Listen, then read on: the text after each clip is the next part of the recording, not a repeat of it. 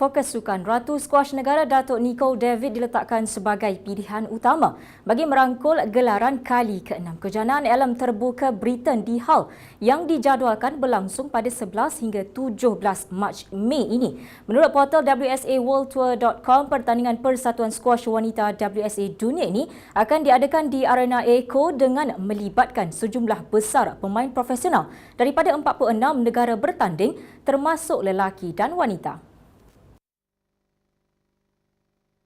Pada majlis cabutan yang dilakukan kemarin, Nicole tiada masalah layak ke pusingan kedua kerana bakal menentang pemain di pusingan kelayakan. Pemain berusia 31 tahun dari Pulau Pinang itu dijangka menghadapi ancaman untuk pertembungan separuh akhir menentang pemain tuan rumah Laura Massaro dan bakal ulangi skrip aksi perlawanan akhir tahun 2013 dan 2014. Ini kerana Massaro yang menduduki ranking ketiga dunia memenangi gelaran itu pada 2013 untuk menjadi pemenang Inggeris pertama Piala Wanita sejak kali terakhir dilakar oleh Lisa Opie pada 1991.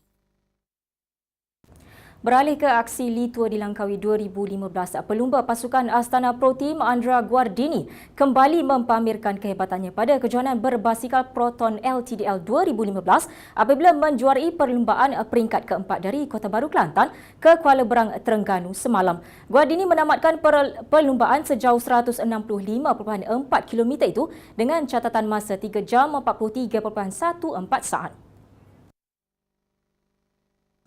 Kemarin dia tewas kepada pelumba pasukan Orica Green Edge Caleb Iwan pada saingan peringkat ketiga dari Grade ke Tanah Merah, Kelantan. Berikut keputusan peringkat kelima jelajah Litua di Langkawi LTDL 2015 sejauh 200 km dari Kuala Terengganu ke Kuantan hari ini.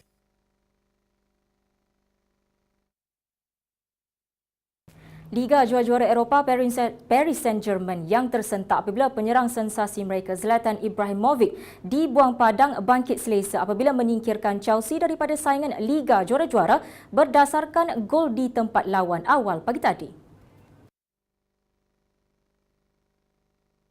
Selepas terikat 1-1 pada peringkat pertama pusingan 16 terakhir di Parc des Princes, PSG memerlukan kejutan untuk mengatasi Chelsea di Stamford Bridge dan ternyata mereka berjaya ketika aksi di ibu kota London sekaligus mengiringi Real Madrid dan Porto yang mara ke suku akhir semalam. Thiago Silva menjaringkan gol cantik pada masa tambahan menerusi tandukan ketika PSG terpaksa bermain dengan 10 orang selepas perlawanan sengit yang berakhir seri 2-2.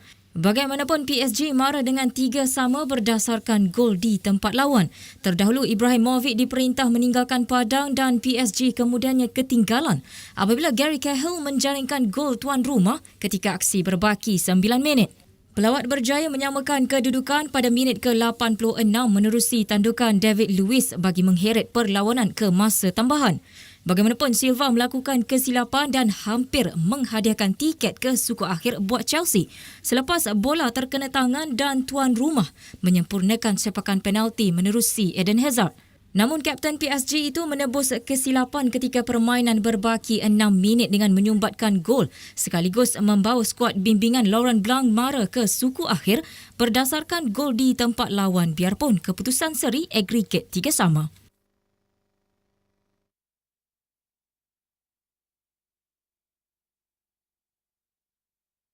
Sekian fokus hari ini, saya Diati Zaidi dan saya Naim Hashim. Assalamualaikum dan sejahtera Malaysia.